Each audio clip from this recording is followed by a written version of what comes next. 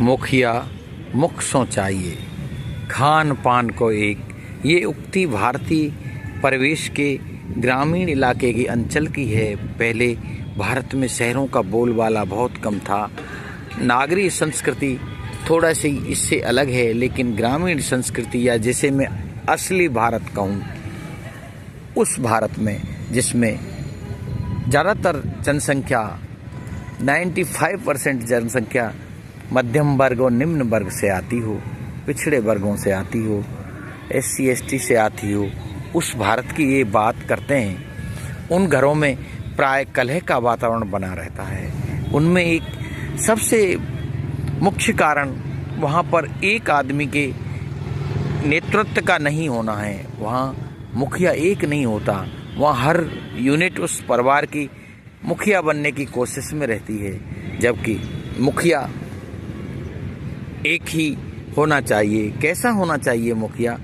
उसको पूरे परिवार से खाना पीना उसका परिवार जैसा ही हो और किसी भी तरह का भेदभाव पहनने करने में नहीं हो, बिल्कुल साधारण, और हर व्यक्ति से उसकी आत्मीयता हो और हर एक का ध्यान रखे, कभी भी किसी के साथ भेदभाव न करे।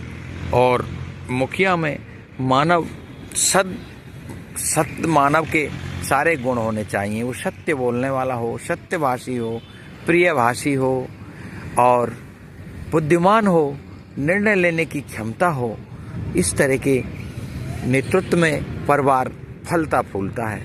अक्सर देखा गया है कि जहाँ पर बहुत सारे लोग उसको मुखिया के पीछे लगे रहते हैं, उसकी टांग खींचने की तैयारी करते हैं, वो परिवार जल्दी ही भारी कष्टों में फंस जाता है और उनकी उन्नति होना बड़ी ही मुश्किल है। कोई दैवी कृपा हो तब ही वो परिवार आगे जा सकता है, अन्यथा वह कलह का वातावरण वाला परिवार निश्चित ही पीछे की तरफ चलता है, उसकी अवनति होती है।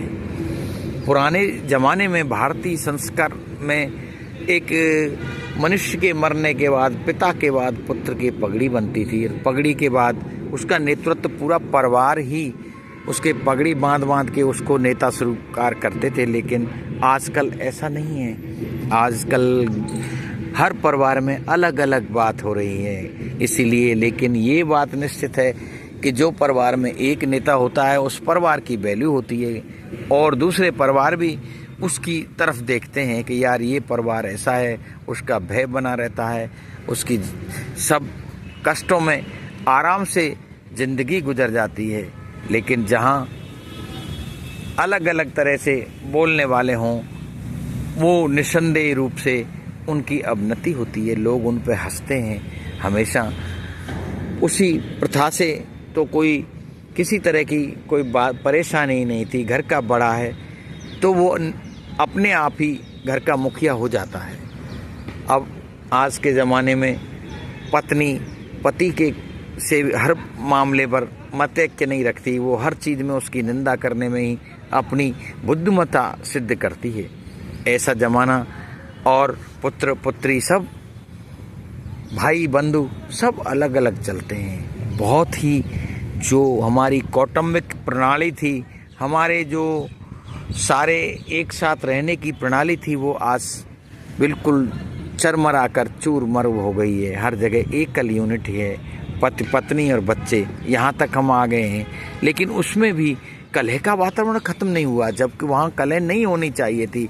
हम इस वजह से संयुक्त परिवारों को छोड़ के अलग रहने लगे कि कलह बंद हो जाएगी, लेकिन नहीं, वहाँ जो कलह परिवार में हुआ करती थी, अब वो कलह का रूप पति पत्नी ने ले लिया है। बच्चे भी उसमें पीछे नहीं रहते। एक दूसरे की निंदा करने का स्वभाव, ये अच्छी बात नहीं है।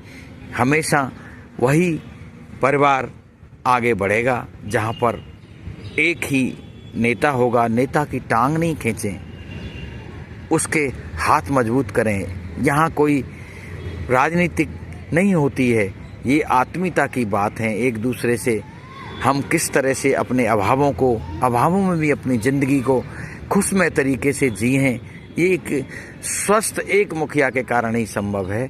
जहाँ अनेक मुखिया पैदा होते हैं, वो वहाँ पे हमेशा दुख ही पाते हैं और अवनति की ओर वो परिवार चला जाता है। ऐसा ज्ञान विज्ञान सागर का मत है, मेरा मत है। आप इस वीडियो से जुड़ें और ये बात अगर सही लगे तो मेरी ये यूट्यूब ज्ञान विज्ञान सागर को अपना सहयोग प्रदान करें, इससे जुड़कर, और हमेशा इससे जुड़े रहें। ऐसे वीडियो के साथ ही मैं इस पर प्रस्तुत करता रहूँगा। जय हिंद, जय भारत, जय भारतीय परिवार, जय भारतीय सभ्यता।